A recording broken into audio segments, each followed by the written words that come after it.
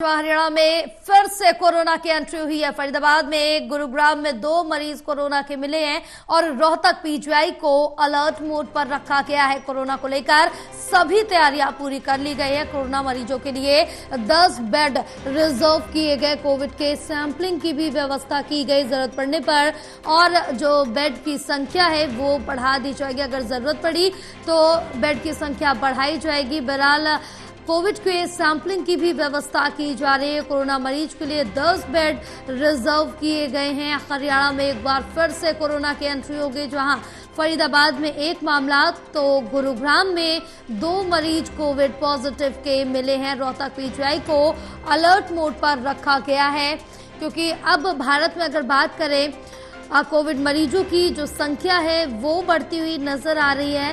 बहरहाल कल तक जो संख्या थी वो 257 थी, और आज जो हरियाणा में एंट्री के बाद ये संख्या और बढ़ रही है।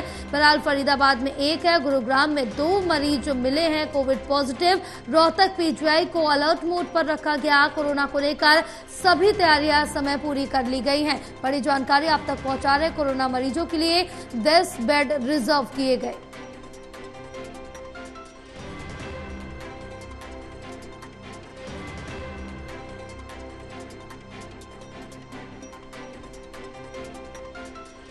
हमारे साथ हमारे सहयोगी सुरेंद्र जुड़े हुए और ज्यादा जानकारी लेंगे।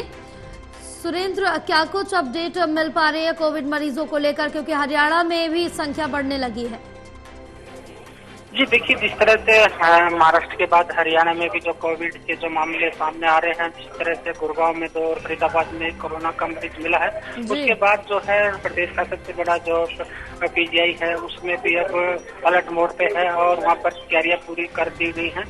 अभी जो है पीजीआई के जो डायरेक्टर से हमने बात की, तो डायरेक्टर ने कहा कि कोरोना को देखते हुए जिस तरह से मरीज मिल रहे हैं, तो उन्होंने ब्लॉक सी को वहाँ पर निर्धारित किया गया है। और अभी जिस तरह से वहाँ पर 10 जो बेड हैं वो जो कोरोना मरीजों के लिए आरक्षित रखे गए हैं, साथ में सैंपलिंग का भी पूरी व्यवस्था है और ऑक्सीजन की।